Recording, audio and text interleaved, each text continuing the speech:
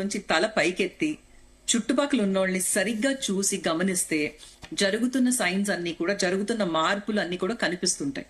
And ఆ మార్పులు కనిపించినప్పుడు హ్యావింగ్ అన్ ఓపెన్ కమ్యూనికేషన్, అరే ఏం జరుగుతుంది, నువ్వు ఈరోజు బాధగా ఉన్నావు, ఏం జరిగింది, లేదా నీ కోపం ఎక్కువ వస్తుంది ఈ మధ్యన, ఏం జరిగింది, ఆ సిగ్నల్స్ అనేది మనకు కనిపిస్తున్నదే మనం చూడట్లేదు. సో అది కనిపించినప్పుడు ఫస్ట్ ఆఫ్ ఆల్ దీన్ని సప్రెస్ చేయకుండా లేదా డినై చేయకుండా ఫస్ట్ ఆఫ్ ఆల్ దాన్ని ఎక్నాలెడ్జ్ చేయటం. బాధ అనేది ఎవరికైనా జరగచ్చు. ఇప్పుడు ఈ రోజుల్లో ఎలా జరిగిపోయింది అంటే, ఎలా అయిపోతుంది అంటే, నాకు బాగాలేదు అని ఎవరన్నా అంటే, ఎందుకు నీ లైఫ్ అంతా బానే ఉంది కదా, నీకు అంత అవసరం ఏంటి, నీ అంత ఓవర్ థింకింగ్ అవసరం ఏంటి అన్న స్టేజ్కి వచ్చేసాం. అంతేగాని అరే నీకు బాగాలేదు అన్నప్పుడు ఏం జరిగింది అంటే, ఇప్పుడు జరుగుతున్న దాంట్లో నీ లైఫ్ అంతా బానే ఉంది కదా, నీకేం నచ్చట్లేదు. ఇప్పుడు మీరే అన్నారు, ఇప్పుడు జరుగుతున్న కేసెస్ చూస్తున్నారు, రిలేషన్షిప్స్ అని, లేకపోతే మదర్ చైల్డ్ ని చంపేయటం గాని, ఇంకొకటి గాని. When somebody is not happy in a relationship, అది ఎందుకు జరుగుతుంది? అది ఒక రోజులో అయితే జరిగేది కాదు కదా. సో ఎప్పటి నుంచో ఏళ్ల తరబడి జరుగుతున్నప్పుడు మనం ఎందుకు చూడట్లేదు అది ముందటి నుంచి? అండ్ ఫ్యామిలీ అన్నప్పుడు ఆ చేసిన ఒక్కళ్లే అందులో లేరు. ఇప్పుడు నేను వాళ్ళని డెఫినెట్ గా నేను సమర్థించట్లేదు, తప్పే. But what I'm saying is, వాళ్ళు ఉన్నది మన మధ్యలోనే, అది జరుగుతున్నది మన మధ్యలోనే. మొన్న రీసెంట్ గా కూడా మనం చూసాము, there was a mother who took the children, అంటే మన పోలీస్ రైల్వే స్టేషన్ దగ్గరికి వెళ్లి ముగ్గురు కలిసి చనిపోయారు. ఆవిడ నిజంగా చూస్తే, బికాస్ నాకు న్యూస్ లో ఎంత చూసానో అంతే తెలుసు, బట్ చూసినప్పుడు everything look very fine. But అయినా కూడా అలా ఉన్నారు అంటే వాట్ ఈస్ ఇట్? ఒక రోజులో జరిగింది అయితే కానే కాదు అది. So who's going to take accountability? అంటే ఇది అసలు ఇలాంటి డిస్టర్బెన్సెస్ జరుగుతున్నాయనే అక్నాలెడ్జ్మెంట్ ఎవరు తీసుకుంటారు? అసలు ఒక అకౌంటబుల్ అంటే అంత ఎందుకండి, మనం అందరం కూర్చున్నాం కదా, మనలో ఎంతమంది నిజంగా మన గుండెల మీద చేసుకుని మన ఇంటిలో ఒక 4, 5 లేదా 6 ఇంతమంది ఉన్నాము, ప్రతి ఒక్కళ్ళు వాళ్ళ ఆలోచన ఏంటి, లేకపోతే వాళ్ళు ఎలా ఫీల్ అవుతున్నారు ఏంటి అనేది నాకు క్లారిటీగా తెలుసు అని మనలో మనం ఎంతమంది కాన్ఫిడెంట్ గా చెప్పగలుగుతాం? I think that it self is the beginning of an answer.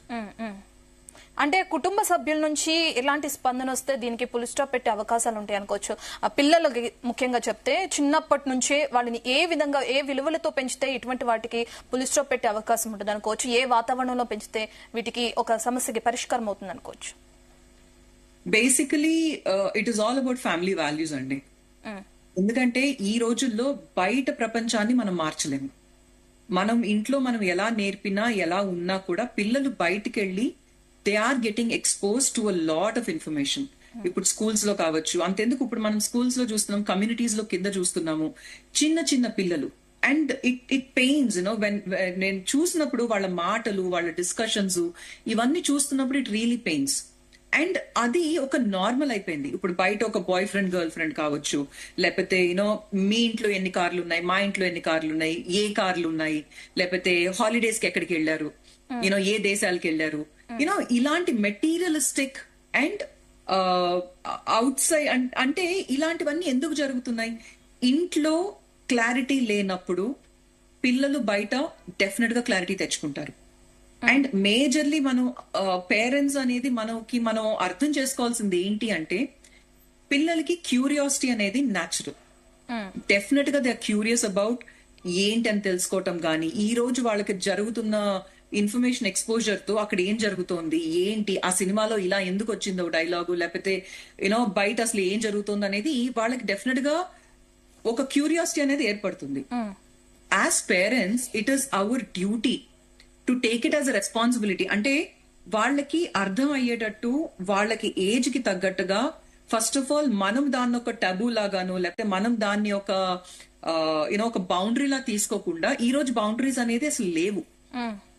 దేనికి చూసుకున్నా ఒక boundary is a very very important thing. కానీ మనం చెప్పకపోతే ఇంటర్నెట్ లో వెతుక్కుంటారు, లేదా అలా చెప్పే నేర్పించే ఫ్రెండ్స్ ని వెతుక్కుంటారు, డిఫరెంట్ ఛానల్స్ వెతుక్కుంటారు.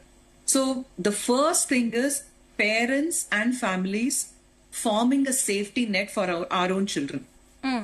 నీకు అది క్యూరియాసిటీ ఉందా, నేను చూపిస్తాను, నేను తీసుకెళ్తాను, ఎలా ఏంటి, లేదా ఇది చేస్తే దీని కాన్సిక్వెన్స్ ఏంటి. బేసికలీ జనాలకు అర్థం కావాల్సింది ఏంటి అంటే, you have a free will, you can make any choice. అంటే మనకి ఉన్న విజ్డమ్ తో మనకున్న మన లైఫ్ లో మనకి వచ్చిన బిగ్గెస్ట్ థింగ్ ఇస్ చాయిస్. పిల్లలకి మనం నేర్పించాల్సింది biggest thing is every action will have a consequence. మీరు చేసే ప్రతి పనికి ఒక కాన్సిక్వెన్స్ అనేది డెఫినెట్ గా ఉంటుంది. సో మీరు తీసుకునే ప్రతి చాయిస్ కి there will be a result. అది ఏంటి అనేది మనం ముందర నేర్పగలగాలి. And that as a family ఇప్పుడు ఎలా ఉంటుందంటే బయట డెఫినెట్ గా ఎంత ఎక్స్పోజర్ ఉన్నా మనం అది ఆపలేము, కానీ వెనక్కి ఇంటికి వచ్చినప్పుడు. ఓకే, థ్యాంక్ యూ పద్మజ గారు. నెక్స్ట్ మనం వసుప్రద గారి దగ్గరికి వెళ్దాం. వసుప్రద గారు, మనం చూస్తున్నాం అంటే డాక్టర్ ఈ సిచ్యువేషన్ లో ప్రధానంగా ఎప్పుడు వీళ్ళు కౌన్సిలింగ్ తీసుకోవాల్సి